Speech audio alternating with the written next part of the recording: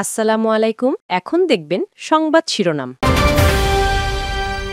খালেদা জিয়ার শারীরিক অবস্থার উপর নির্ভর করছে লন্ডন নেওয়ার সিদ্ধান্ত।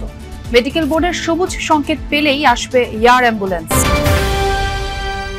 জামায়াতে ইসলামী সহ সিলেটের সমমনা ৮ দলের বিভাগীয় সমাবেশ। জাতীয় নির্বাচনের আগে গণভোট সহ ৫ দফা দাবি আদায় লক্ষ্য। অভিযোগহীন আদর্শ নির্বাচন করতে চায় সরকার। রংপুরের মতবিনিময় সভায় পররাষ্ট্র উপদেষ্টা আইন শৃঙ্খলা পরিস্থিতি স্বাভাবিক রাখাই গুরুত্বপূর্ণ।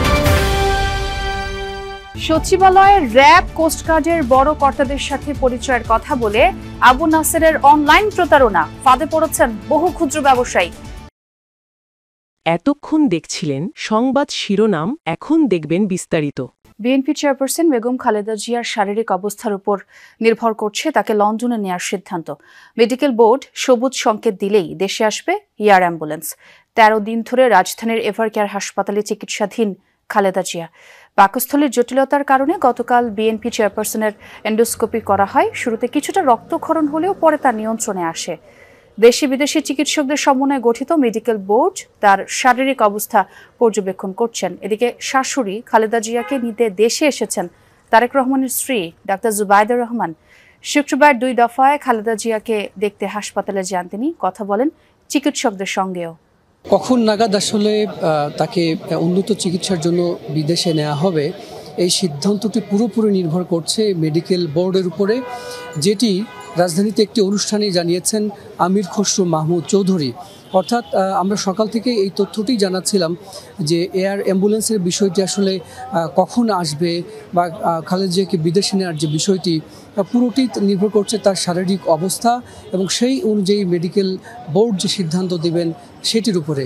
আমরা দেখেছি যে কিছুক্ষণ আগে এখানে বিএনপির ২ একজন নেতা এখানে এসেছেন, তারা খালেদা জিয়ার স্বাস্থ্যের খোঁজ খবর নিচ্ছেন। জুবাইদা রহমানও এখানে এসে পৌঁছাবার কথা। সব মিলিয়ে আসলে বিএনপির পক্ষ থেকে আনুষ্ঠানিকভাবে সেটি গণমাধ্যমকে জানানো হবে। আমরা যতটুকু জানতে পেরেছি যে আজকে সন্ধ্যায় মেডিকেল বোর্ড বসবে, যেখানে বাংলাদেশের চিকিৎসকদের পাশাপাশি চীন এবং যুক্তরাজ্যের মেডিকেল টিমের সদস্যরাও আছেন, বিশেষজ্ঞ চিকিৎসকরাও আছেন। তারা পুরো বিষয়টি দেখছেন এবং এই যে খালেদা জিয়ার চিকিৎসার পুরো যে প্রক্রিয়াটি, এটি ডাক্তার জুবাইদা রহমান তিনি বাংলাদেশে এসে এটি সমন্বয় করছেন। এর আগেও তিনি লন্ডনে থেকে সেটি করেছেন, তারেক রহমানও সেটি করছেন।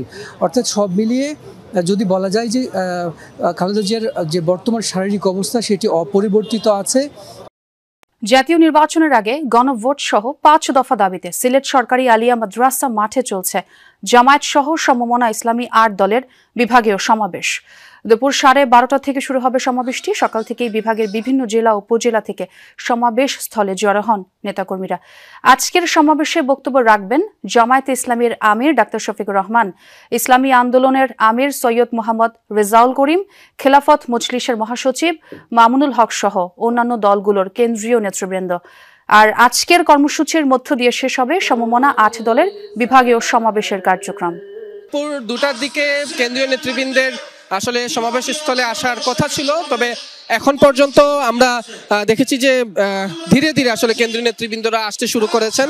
যদিও জামায়াত ইসলামীর আমির বা ইসলামী আন্দোলনের যিনি মুফতি রেজাউল করিম চরমুনাই সহ মামুনুল হক, এই রকমের কেন্দ্রীয় নেতৃবৃন্দ এখন পর্যন্ত আসলে সমাবেশ স্থলে এসে পৌঁছাননি। তবে বিভিন্ন স্তরের যারা কেন্দ্রীয় নেতৃবৃন্দ আছেন দলগুলোর, তারা কিন্তু ইতিমধ্যে এসে সমাবেশে উপস্থিত হয়েছেন এবং সমাবেশের যে মূল কার্যক্রম সেটি কিন্তু ২টার পর থেকে শুরু হয়েছে এবং কেন্দ্রীয় নেতৃবৃন্দ ইতিমধ্যে তাদের বক্তব্যে যেটি বলছেন সেটি হচ্ছে যে আগামী যে নির্বাচন, সেই নির্বাচনে যাতে ইসলামী দলগুলো এই যে ঐক্য, সেই ঐক্যকে যাতে সাধারণ মানুষ গ্রহণ করেন এবং সাধারণ মানুষ আগামী দিনে ইসলামী দলগুলোর যে জোট, সেই জোটকে যাতে আসলে নির্বাচিত করেন, সেই প্রত্যাশাগুলো তারা এখানে রাখছেন। পাশাপাশি তারা বলছেন যে ইতিমধ্যে বাংলাদেশের স্বাধীনতার পর থেকে যারাই বাংলাদেশকে শাসন করেছে তারাই আসলে দুর্নীতি সহ নানা অপকর্মে লিপ্ত ছিল, কিন্তু ইসলামী দলগুলো এখন পর্যন্ত যেহেতু ক্ষমতায় যেতে পারেনি, তারাই আসলে বাংলাদেশের মানুষের প্রকৃত মুক্তি, বাংলাদেশের মানুষের প্রকৃত স্বাধীনতা, সার্বভৌমত্ব নিশ্চিত করতে পারবে।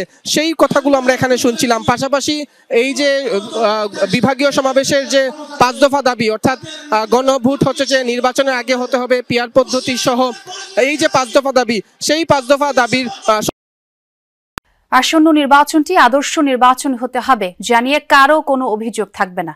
এক্ষেত্রে আইন শৃঙ্খলা পরিস্থিতি স্বাভাবিক রাখার বিষয়টি খুব গুরুত্বপূর্ণ বলে জানিয়েছেন পররাষ্ট্র উপদেষ্টা তৌহিদ হোসেন।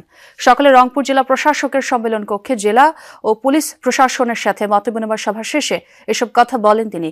তৌহিদ হোসেন বলেন, নির্বাচনে হেরে যাওয়ার সম্ভাবনা থাকলে ভোট কেন্দ্রে অনেকে গন্ডগোল করার চেষ্টা করতে পারে, সেজন্য আইন শৃঙ্খলা বাহিনীকে প্রস্তুত থাকতে হবে বলেও জানান তিনি। মতবিনিময় সভায় জেলা প্রশাসক, পুলিশ সুপার সহ অন্যান্যরা কর্মকর্তারা উপস্থিত ছিলেন। এটা একটা আদর্শ নির্বাচন হতে হবে যেটা থেকে কারো কোনো কমপ্লেন থাকবে না, এবং সেক্ষেত্রে আইন শৃঙ্খলাটা খুব গুরুত্বপূর্ণ। কারণ যেই ক্যান্ডিডেটের হারার সম্ভাবনা তিনি কিন্তু সবসময় গণ্ডগোল সৃষ্টি করার চেষ্টা করতে পারেন, এটা মনে রাখতে হবে। সেটা মনে রেখেই আমি আশা করি যে যথেষ্ট ব্যবস্থা নেওয়া হবে। সচিবালয়, ঢাকা বিশ্ববিদ্যালয়ের মতো বড় সব দপ্তর প্রতিষ্ঠানের চাহিদা মতো পণ্য সরবরাহ করেন তিনি। র্যাব, কোস্টগার্ডের মতো সংস্থাও আছে এই তালিকায়। সব বড় কর্তা ব্যক্তির সাথে ভালোই সখ্যতা, বিশ্বাসযোগ্যতা প্রমাণে সামাজিক যোগাযোগ মাধ্যমে এমন প্রচারের কমতি নেই এতটুকু। আর সেই বিশ্বাসের ফাঁদে পড়ে নিঃস্ব হয়েছেন অনেক ক্ষুদ্র ব্যবসায়ী। আদতে এর সবই ছিল আবু নাসের নামে এক প্রতারকের কৌশলী প্রতারণার ফাঁদ। জীবনযুদ্ধের পথটা সহজ করতে চাকরির পাশাপাশি মাংস আর ডিমের ব্যবসা করতেন এ ব্যক্তি। ভালোই চলছিল দিনকাল, কিন্তু সেই যুদ্ধটা আরো কঠিন করে দিল এক ব্যক্তির প্রতারণা। এ ব্যবসায়ী 2 দিনে মাংস ও ডিম সরবরাহ করেছেন প্রায় 7 লাখ টাকার, কিন্তু পাননি 1টি টাকাও।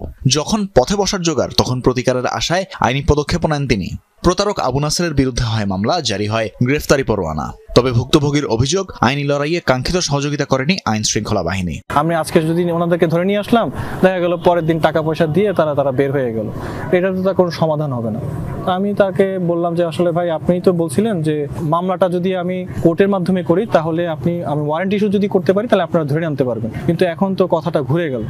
এই আবু নাসেরের প্রতারণার কৌশলটা অন্যদের চেয়ে খানিকটা ভিন্ন। সরাসরি সাক্ষাতের সুযোগ নেই, প্রতারণার কাজটা করে তার ম্যানেজাররা। ট্রেড লাইসেন্স ও ভ্যাট রেজিস্ট্রেশন সার্টিফিকেট সহ ব্যবসায়ীদের যেসব প্রয়োজনীয় কাগজপত্র দেখানো হয় তার সবকটি ভুয়া। একই অবস্থা ডকুমেন্টের QR কোডেরও। পিডি গ্রোসারি নামে একটা পেজ থেকে আমাদের সাথে একজন ব্যক্তি যোগাযোগ করে, ওনার নাম হলো আবু নাসের। আমি তখন খুব আগ্রহ প্রকাশ করি, যেহেতু সরকারি প্রতিষ্ঠানে ওনারা সাপ্লাই দেন। ট্রেড লাইসেন্সটাই জাস্ট ফার্স্টে দেখি অথেন্টিক হয়তো, তাহলে ওনাকে প্রোডাক্টটা দেওয়া যায়। আমি আর ওনার অফিসটা ভিজিট করিনি। প্রতারণার এমন অভিযোগের পর অভিযুক্তকে খোঁজার চেষ্টা করি আমরা। বেশ কয়েকবারের চেষ্টায় ফোনে পাওয়া যায় তাকে, তবে এসবের দায় দিলেন ম্যানেজারের ঘাড়ে। যে ছেলেটা আমার এই মালগুলো নিচ্ছে, সে আমি নিজে তার বিরুদ্ধে নিজে মামলা করছি। সে তার সাথে মালামালগুলো নিয়ে নিজের ইচ্ছা মাফিক ভাবে সব সেল করে ফেলছে, নিজের মতো করে সবকিছু নিয়ে গাল্লা ফাত্তা হয়ে গেছে। ওর মতো আমার আরো 2-3টা ম্যানেজার ছিল ঢাকা শহরে, 2-3 জনে আমার সাথে এরকম করছে, বিনিময়ে আমি ফেসে গেছি।